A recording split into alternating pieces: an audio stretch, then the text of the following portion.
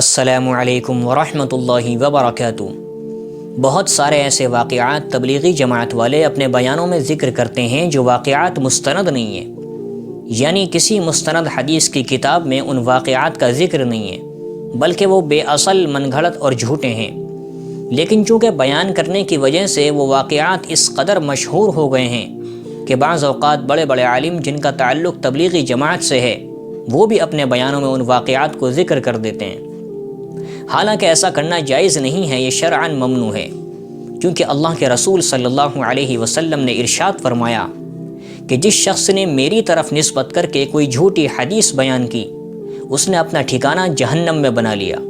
اتنی سخت وعید ہے، اس لیے اس طرح کے واقعات کو بیان کرنے سے پرہیز کرنا چاہیے جو مستند نہ ہوں، اور اگر کوئی بیان کرتا ہے تو اس کو اکیلے میں سمجھانا چاہیے۔ آج کی اس ویڈیو میں ایسے ہی چند واقعات کا ذکر کروں گا جن کو آپ نے بھی کئی دفعہ سنا ہوگا، اور ہم نے بھی تبلیغی جماعت والوں سے بچپن میں اس طرح کے واقعات کئی دفعہ سنے ہیں۔ ان میں سے ایک واقعہ یہ بیان کیا جاتا ہے کہ ایک صحابی مسجد نبوی میں اللہ سے دعا مانگ رہے تھے۔ جب وہ اٹھ کر چلے گئے تو نبی علیہ الصلاۃ والسلام نے صحابہ اکرام سے فرمایا کہ کیا تم جانتے ہو کہ یہ کیا مانگ رہے تھے؟ صحابہ نے عرض کیا اللہ اور اس کے رسول ہی زیادہ جانتے ہیں۔ تو آپ نے فرمایا کہ یہ نمک مانگ رہے تھے۔ پھر تبلیغی جماعت والے استدلال کرتے ہیں کہ دیکھو صحابہ اکرام اتنی معمولی سے معمولی چیز بھی اللہ سے آ کر مانگا کرتے تھے، حالانکہ یہ واقعہ مستند نہیں ہے، یہ بے اصل ہے، من گھڑت ہے، اس کو بیان نہیں کرنا چاہیے۔ اسی طرح ایک واقعہ یہ بیان کیا جاتا ہے جو بہت زیادہ مشہور ہوا ہے کہ نبی علیہ الصلاۃ والسلام ایک راستے سے گزرا کرتے تو ایک بوڑھی عورت آپ پر کوڑا پھینکا کرتی تھی۔ ایک دن اس نے کوڑا نہیں پھینکا، آپ نے تحقیق کی تو پتہ چلا کہ وہ عورت بیمار ہے۔ آپ اس کی عیادت کے لیے اس کے گھر تشریف لے گئے۔ وہ آپ کے اخلاق کو دیکھ کر اس قدر متاثر ہوئی کہ مسلمان ہو گئی۔ یہ واقعہ بھی بہت مشہور ہوا ہے، لیکن یہ واقعہ من گھڑت ہے، بے اصل ہے، جھوٹا ہے۔ ایسا کوئی واقعہ کسی مستند حدیث کی کتاب کے اندر موجود نہیں ہے۔ اسی طرح ایک واقعہ یہ بیان کیا جاتا ہے کہ ایک رات نبی علیہ الصلاۃ والسلام جبکہ آندھی چل رہی تھی ابو جہل کے گھر تشریف لے گئے، اور ابو جہل کا دروازہ کھٹکھٹایا۔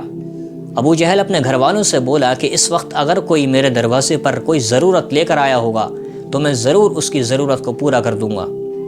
جب اس نے دروازہ کھولا تو دیکھا نبی علیہ الصلاۃ والسلام موجود ہیں، اور آپ نے فرمایا کہ کلمہ پڑھ لو، کامیاب ہو جاؤ گے۔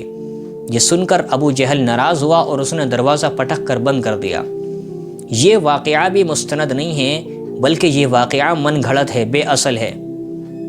اسی طرح ایک واقعہ بیان کیا جاتا ہے کہ ایک صحابی رسول اپنے گھر تشریف لائے، آ کر بیوی سے کہا کہ کچھ کھانے کے لیے ہے۔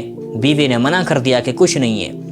وہ مسجد گئے، نماز پڑھی، اللہ سے خوب دعا مانگی، آ کر پوچھا کہ کچھ انتظام ہوا؟ بیوی نے کہا ابھی تک تو کچھ نہیں ہوا۔ پھر وہ دوبارہ مسجد گئے، نماز پڑھی، خوب دعا مانگی، واپس تشریف لائے، پوچھا کچھ انتظام ہوا؟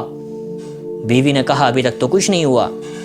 وہ تیسری مرتبہ پھر مسجد گئے، خوب خشوع و خضوع کے ساتھ نماز ادا کی، گڑ گڑا کر اللہ سے دعا مانگی۔ جب گھر واپس آئے، پوچھا کچھ انتظام ہوا؟ تو بیوی نے خوش ہو کر کہا کہ گھر کی چکی خود بخود چل رہی ہے۔ لہٰذا انہوں نے سارے گھر کے برتن آٹے سے بھر لیے، اور پھر جب چکی کو اٹھا کر دیکھا تو اس میں کچھ نہیں تھا۔ یہ واقعہ جب انہوں نے نبی علیہ الصلاۃ والسلام سے بیان کیا تو آپ نے فرمایا کہ اگر تم چکی کا پارٹ اٹھا کر نہ دیکھتے تو قیامت تک یہ چکی چلتی رہتی اور آٹا نکلتا رہتا۔ یہ واقعہ بھی مستند نہیں ہے، بلکہ یہ واقعہ بھی من گھڑت ہے، جھوٹا ہے، اس کو بھی بیان نہیں کرنا چاہیے۔ آپ لوگوں کو شاید حیرانی ہو رہی ہوگی، لیکن حقیقت یہی ہے۔ اسی طرح ایک واقعہ یہ بیان کیا جاتا ہے کہ حضرت عمر رضی اللہ عنہ کے زمانے میں ایک بوڑھی عورت کا تیل زمین پر گر گیا اور زمین نے اس تیل کو نگل لیا اور خشک ہو گئی۔ وہ شکایت لے کر حضرت عمر کے پاس پہنچی۔ حضرت عمر نے زمین پر اپنی چھڑی ماری اور کہا کہ اس کا تیل واپس کر دے، ورنہ میں تیرے اندر کسی بے نمازی کو دفن کر دوں گا۔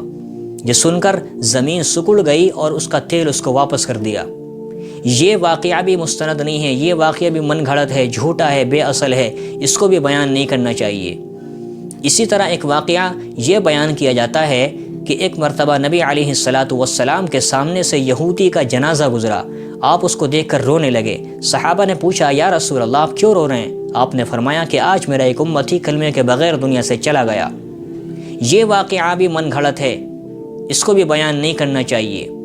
اسی طرح ایک واقعہ یہ بیان کیا جاتا ہے کہ ایک مرتبہ ایک یہودی آپ صلی اللہ علیہ وسلم کے گھر مہمان بن کر آیا، آپ کو تکلیف پہنچانے کے ارادے سے، اور رات میں اس نے آپ ہی کے یہاں رکنے کا ارادہ کیا۔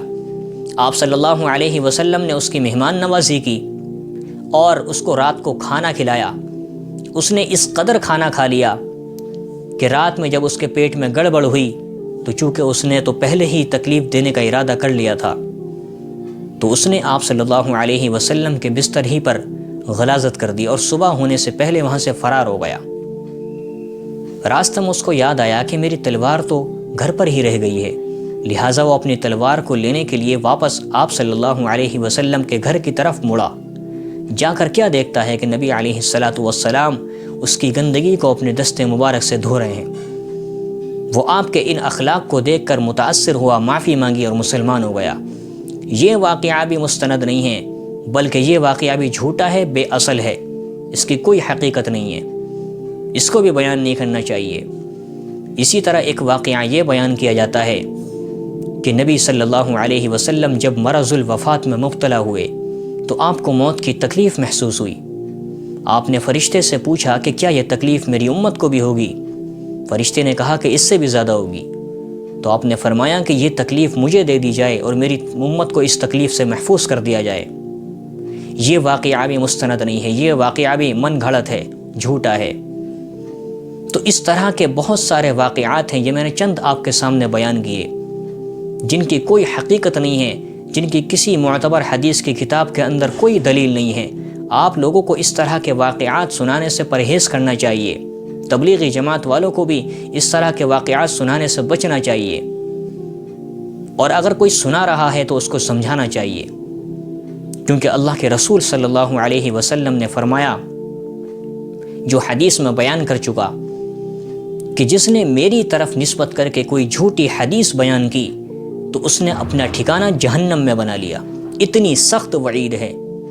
اس لیے جامعہ بنوری ٹاؤن کا بھی اس پر فتویٰ موجود ہے، آپ جا کر ان کی ویب سائٹ پر دیکھ سکتے ہیں کہ اس طرح کے واقعات جو ثابت نہ ہوں، جو کسی معتبر حدیث کی کتاب کے اندر درج نہ ہوں، ان کو بیان کرنا شرعاً جائز نہیں ہے، ممنوع ہے، ان کو بیان نہیں کرنا چاہیے۔ اللہ تعالی ہمیں سمجھنے کی توفیق نصیب فرمائے۔